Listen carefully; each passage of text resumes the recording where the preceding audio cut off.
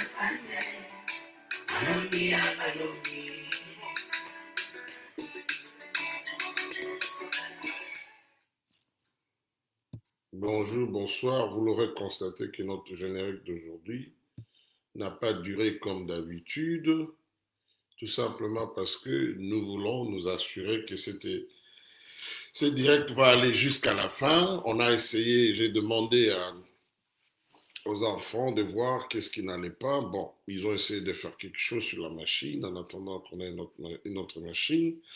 J'espère que nous irons jusqu'à la fin, j'ai confiance. Alors, aujourd'hui, nous sommes le 15 juin 2020. C'est déjà le 15 juin chez moi. C'est une date spéciale pour moi, pour ma famille, parce que c'est l'anniversaire de ma chère épouse, la mère de mes enfants, ma compagne de tous les jours. Donc, c'est vraiment un jour très, très spécial. Voilà, donc, nous sommes là, nous allons faire l'analyse autour du sujet, la bataille autour de la CENI, parce que c'est ça, en fait, l'enjeu du moment, qui va déterminer la suite des choses. Vous êtes déjà nombreux qui êtes branchés, c'est une bonne chose. Nestor Mafuta qui me dit bonjour Anglo-Congo depuis Bruxelles. Oh, depuis la grande ville de Bruxelles, c'est la capitale européenne. Oh, oui, Jean-Claude Jonah, sorry. Dès qu'on termine, je t'envoie les coordonnées. Sorry. J'avais terminé ça hier, très tard la nuit, j'avais sommeil, et puis bon, j'étais un peu déçu comme on ne pouvait pas faire toute l'émission. Merci beaucoup, maman Myriam et il, pour souhaiter, et il est pour les souhaits de bon anniversaire pour mon épouse. Merci beaucoup. Allez. Merci beaucoup Bernard Badibanga, merci Jean-Claude Jonah, merci à vous tous. Voilà. All right. Merci mon frère Poté Baouli Bofunda, merci beaucoup. Ça me va tout droit au cœur. Merci Oscar Mutombo Souza, merci à vous tous pour des mots très gentils. Alors, parlons de la CENI. Excusez-moi. Parce que c'est de ça qu'il s'agit. Waouh. Bonjour maman Lily Rose, bonjour Sally Aimé Loutona Dio. Merci beaucoup mon frère Henri. Oui, LKD Moujangiado Cordon, bonsoir. Voilà. Merci beaucoup, Gustave Lemami. Merci. C'est très, très gentil. Oui, merci, ma sœur. Blessing Lumière, merci. All right. Bon, nous y reviendrons. La CENI. Hier, je disais que la bataille autour du contrôle de la CENI, parce que c'est de ça qu'il s'agit. Qui va avoir les contrôles de la CENI? Cette bataille avait commencé déjà bien avant, parce que comme je vous ai dit l'année passée déjà, il y avait des réunions secrètes. Certainement, il y en avait d'autres ailleurs, mais moi j'étais informé des réunions convoquées par Madame Janine Mabunda, la présidente de l'Assemblée nationale. Elle avait pris le soin dans toutes ces réunions de ne pas inviter ou bien de ne pas faire participer son vice-président Jean-Marc Kabound. C'était déjà un signal assez inquiétant et elle avait fait appel à des leaders des confessions religieuses et aussi à d'autres acteurs de la société civile, à certains experts même certains leaders d'organisations qui s'occupent des élections.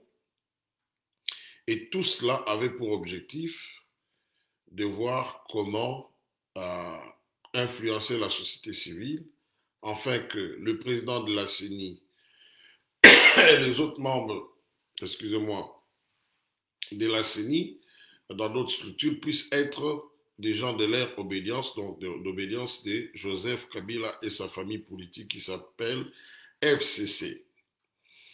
Alors, dans ces rencontres, elle avait utilisé je peux utiliser l'expression, donc ils avaient joué avec l'influence de l'Église catholique parce que Abbé Chollet, c'est l'homme qui avait convaincu les autres à venir pour qu'ils puissent voir comment faire les choses.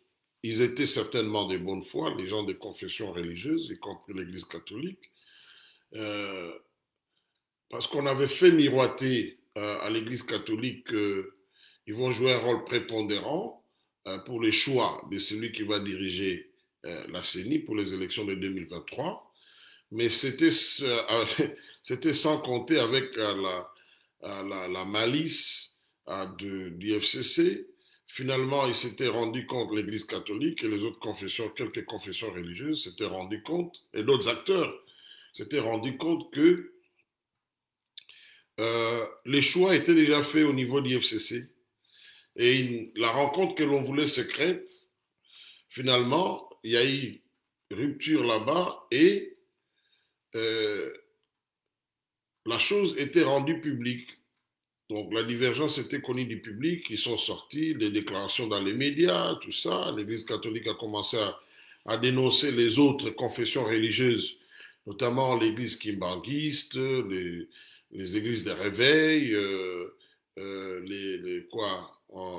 l'islam, donc la communauté islamique et d'autres églises qui ne voyaient aucun inconvénient que messieurs Ronsard Malonga, qui a travaillé avec M.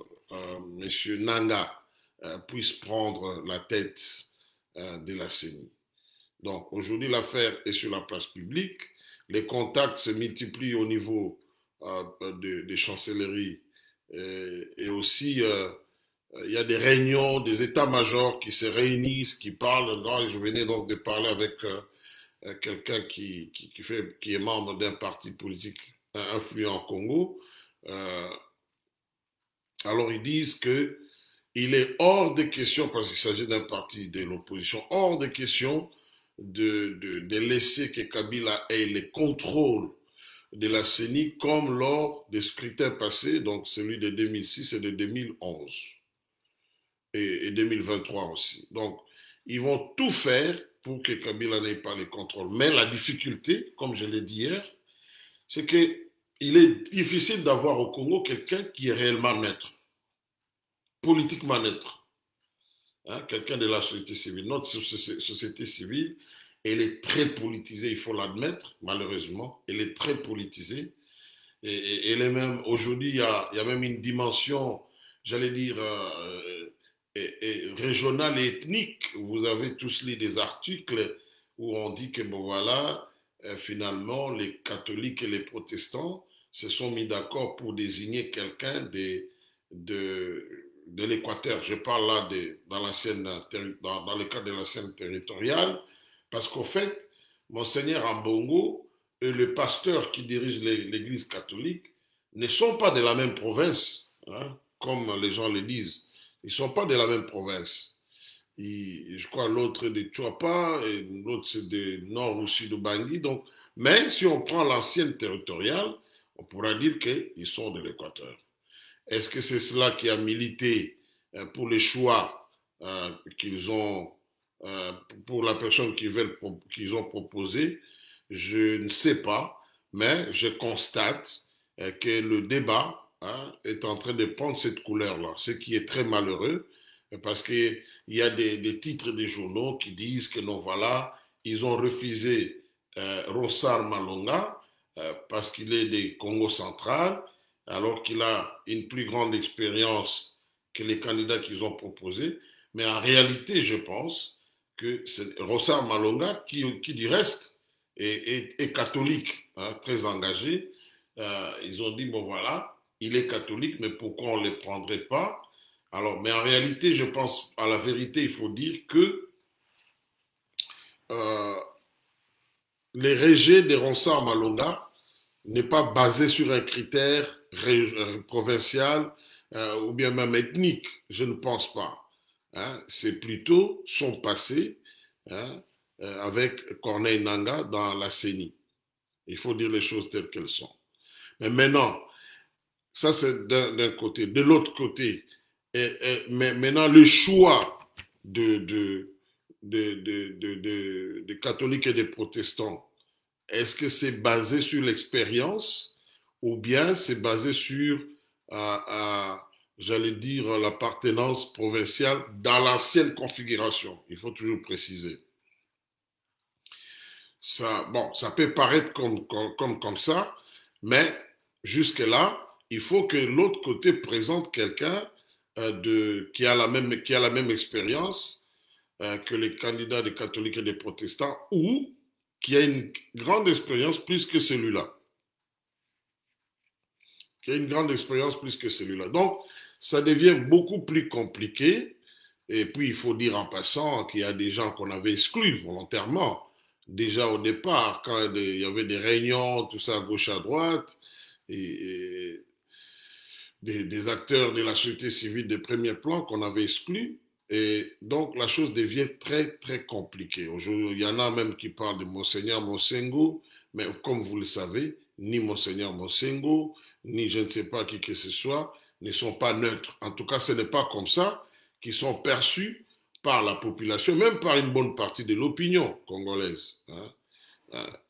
Donc, les choix de celui qui va conduire la CENI, ça sera un casse-tête. Il y en a même qui disent il faut mettre en place une médiation pour trouver quelqu'un qui ne sera ni inféodé au FCC, à la MOUCA, au CASH, hein, mais ce n'est pas une chose facile dans la situation actuelle du Congo parce que, bon, on a eu le temps, malheureusement, on a eu le temps de voir les catholiques à l'œuvre avec Abbé Malou Malou, même s'il faut le dire que la CENCO à l'époque n'avait pas endossé, hein, la démarche d'Abbé Malou Malou de faire partie de la CENI, la position d'Abbé Malou Malou à la CENI. Mais néanmoins, il avait le soutien de son diocèse. Hein. Donc, voilà. Et aussi, qu'est-ce que j'allais dire? My goodness. Voilà. Euh, les, les protestants on a eu Corneille Nanga, qui était à la fois protestant et église des réveils. Mais son choix, le premier choix, c'était l'église des réveils parce que C'était les poulains de l'église des Réveils. À l'époque, l'organisation des églises des Réveils était dirigée par le pasteur Albert Kankienza. Bon, plus tard, on verra que Corneille Nangaa commençait à prier dans une église qu'on pourrait appeler hybride, donc à la fois réveil et protestant, c'est-à-dire l'église du pasteur Dallot, qui est proche du président de la République, parce que c'est aussi le pasteur du président de la République. Alors, est-ce que, peut-on dire que les protestants et les catholiques ont déjà fait leur part? On connaît avec d'ailleurs Daniel comment il s'appelle encore? Daniel Mulunda, voilà, hein, l'ancien président de la CEI, qui était lui vraiment protestant pur sang. Bon, certains disent qu'il faut essayer avec les musulmans parce qu'ils n'ont jamais eu à assumer cette fonction-là. Bon, d'autres disent que, bon, écoutez, au niveau de la Constitution, on n'a pas dit que ça doit être seulement des confessions religieuses. On parle plutôt que le président de la CENI doit être issu de la composante société civile. Société civile ne veut pas dire forcément catholique et protestant. Bon, même si nous laissons les confessions religieuses de côté, qui est-ce que nous allons prendre? Donc, tout le problème qui va se poser, c'est celui de la neutralité. Je ne dis pas qu'il n'y a pas de gens neutres, mais en tout cas, c'est difficile d'en trouver. Il y en a à compter à bout des doigts. Hein? Il y a des gens aussi qui sont neutres, mais qui sont malheureusement perçus comme n'étant pas neutres. On leur a déjà collé les labels. Ah, il est proche de Tshisekedi, il est proche de Moïse Katoumi, il est proche de Jean-Pierre Mbemba, il est proche de Kabila. Donc voilà ce qui rend les choses très compliquées. Il y a trop de suspicions là-dedans. Bon, voyons voir. Certainement, on va trouver la solution. Peut-être, comme je le disais hier, on pourra un peu essayer l'expérience de la Côte d'Ivoire. Donc voilà, trouver quelqu'un des Nations Unies qui sera là pour accompagner la CENI, mais aussi pour certifier les résultats. Voilà. Et là, on perdra une partie de notre souveraineté, s'il faut, entre guillemets, parce que c'est parce qu'on ne s'est fait pas confiance, on n'a pas aussi confiance au système, que pour cela, c'est pour cela qu'on pourra aboutir à une telle chose. L'autre possibilité que j'avais évoquée, c'était la possibilité de glissement. Et si on ne s'entend pas, et que le temps passe, et que finalement il n'y a rien, donc on va, écoutez, procéder au vote. Or, si on procède au vote aussi, c'est que les FCC, dans la configuration actuelle, a plus de chances de gagner. Parce qu'il y a quand même beaucoup de comment ça s'appelle? Il y a quand même beaucoup de difficultés pour trouver quelqu'un de neutre. Donc, il faut faire appel à une tierce personne qui va jouer de la confiance de toutes les parties, mais qui lui-même ne fait pas partie des parties prenantes dans les conflits. Alors, cette personne-là, où est-ce qu'on va la trouver? Est-ce que c'est un Africain? Est-ce que c'est... Donc, voilà un peu tout ça comme difficulté. Alors, je vais prendre quelques questions et des commentaires. J'espère qu'il y en a. Comme ça, nous allons voir comment terminer cette émission. Merci beaucoup. There is question. Apparemment, non.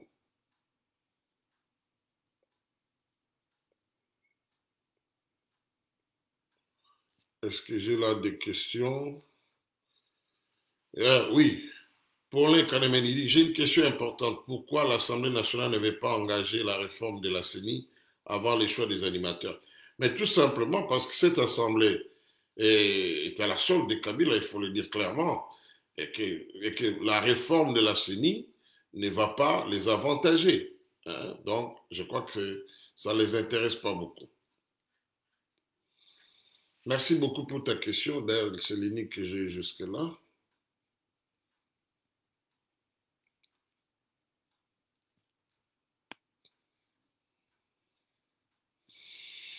Voilà, donc on arrête là. On va commencer à faire comme ça des petites analyses.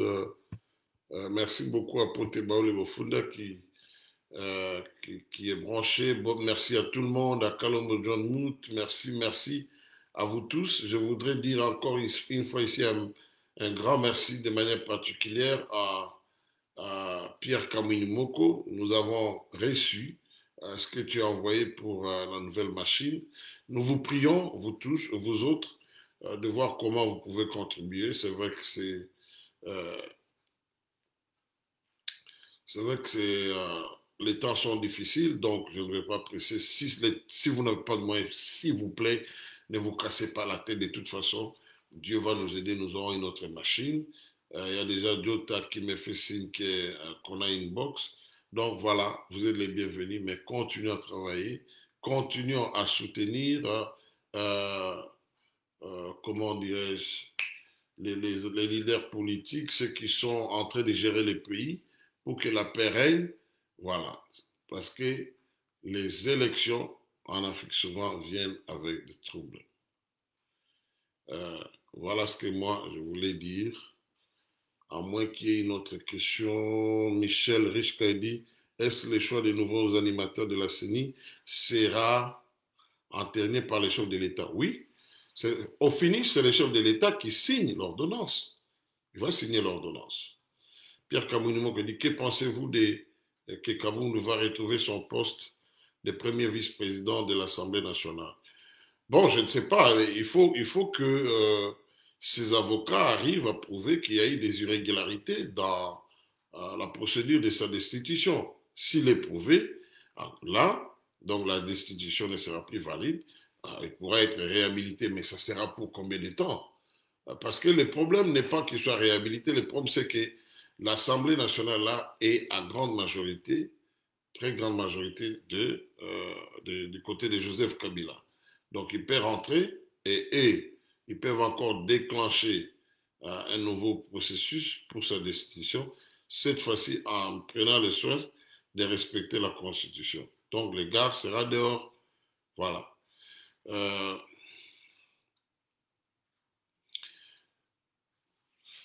Mais ça, au moins aussi, ça donne une leçon. Ça donne une leçon que ce n'est pas parce que vous avez une majorité et qu'il y a un différent, hein, et que vous pouvez faire partir quelqu'un tout simplement parce que vous avez la majorité. Donc, quelque part, cette histoire a prouvé que, d'abord, qu'il y a des gens qui peuvent défier cette assemblée.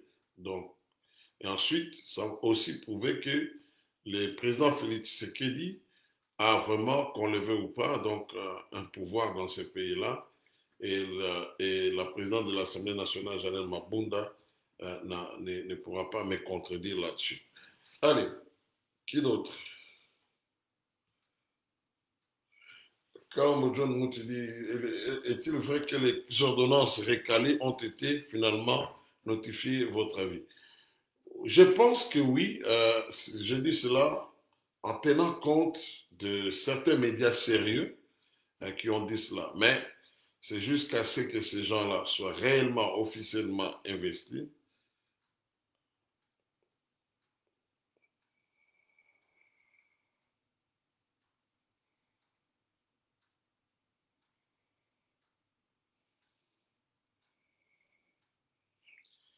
Est-ce qu'il y a une autre question?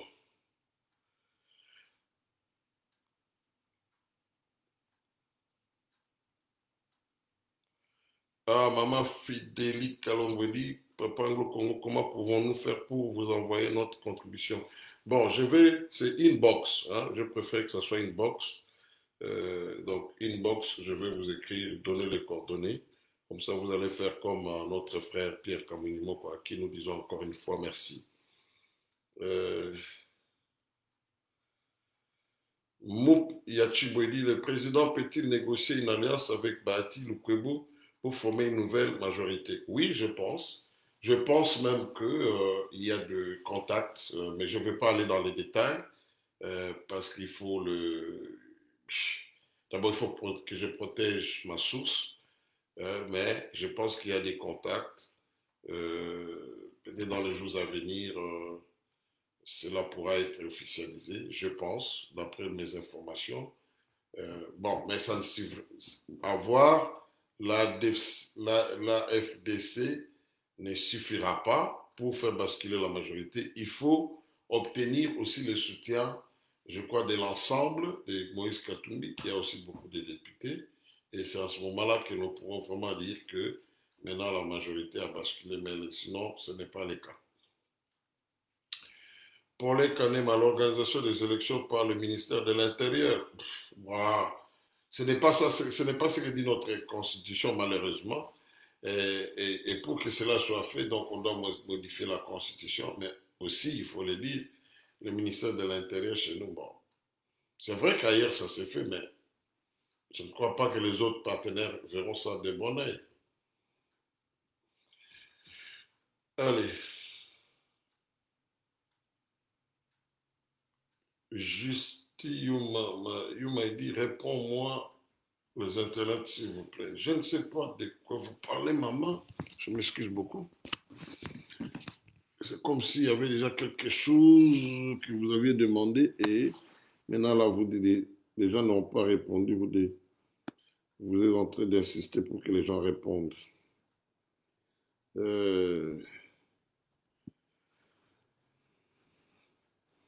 Oui, donc là, j'ai répondu pour les ordonnances. Donc, c'est vrai. Apparemment, c'est vrai. Je dis bien apparemment. Alors, on devra attendre jusqu'à ce que ces ordonnances-là soient réellement appliquées par le ministre de tutelle. Bon, tout a été dit. Nous n'allons pas faire des redites. Oh là là, ça s'ajoute encore. Si les confessions religieuses ne s'entendent pas pour désigner le président de la CENI, on peut opter pour une présidence collégiale où tout le monde sera représenté. Ah oui, c'est peut-être une solution, mais il est prévu, s'il n'y a pas un consensus, il y aura vote. Et s'il y a vote, dans les conditions actuelles, s'il y a vote, M. Ronsard Malonga passe. Hein, parce que la plupart des confessions religieuses sont de son côté. S'il y a vote, il passe. Hein, il y a l'armée du salut, il y a l'église des réveils, il y a les kimbanguistes, il y a les musulmans. Donc, il va certainement passer. Mais maintenant, la question reste, si les autres contestent, bon, ça peut arriver au bureau du chef de l'État et que là-bas aussi, qu'on renvoie ça au Parlement pour dire qu'il n'y a pas eu de consensus, il y a plutôt eu vote. Hein. Alors, Justin Yaou m'a dit, Lumbi, c'est la personne qui a tué Chebea. Bon, je ne pourrais pas dire ça. Il y a eu un procès. On avait identifié quelqu'un comme celui qui a tué Chebea, mais à l'époque, Pierre Lumbi était conseiller en matière de sécurité de Joseph Kabila. Ça, c'est un fait. On ne peut pas nier cela.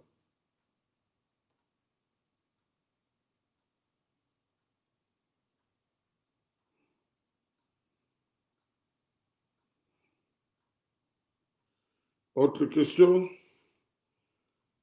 Je ne pense pas.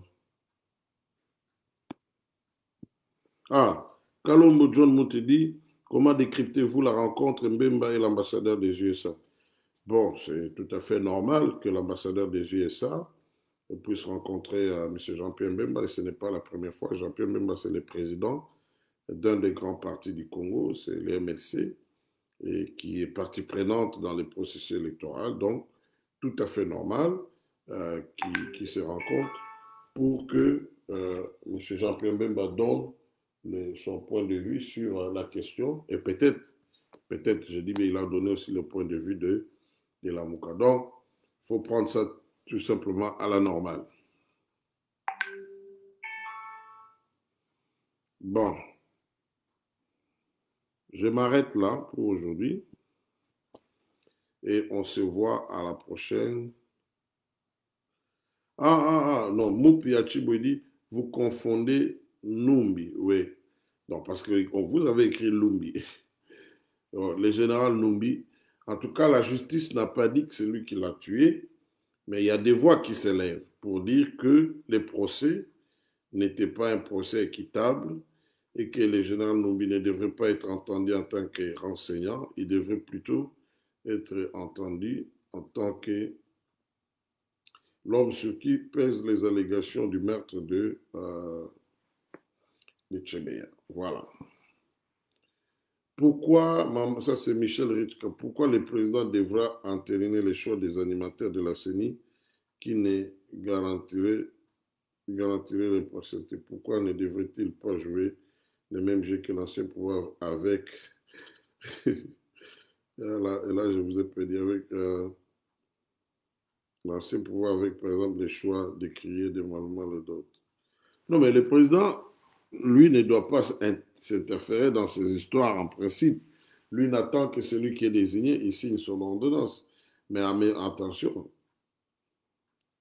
s'il trouve que, bon, le choix n'est pas bien fait, il peut toujours envoyer la proposition qu'on lui a faite pour qu'on trouve quelqu'un d'autre. Voilà ce que je peux dire. Alors, inbox. Ok, let me check. Quelqu'un m'a dit que je check inbox.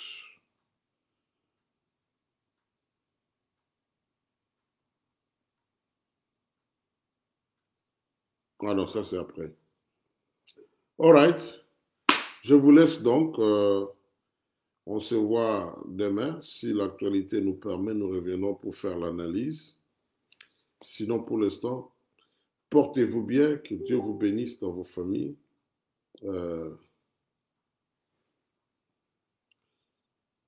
Que,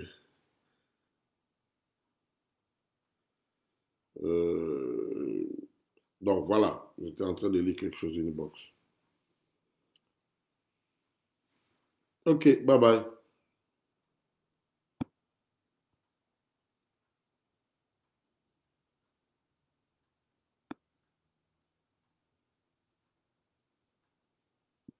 Ok, bye bye.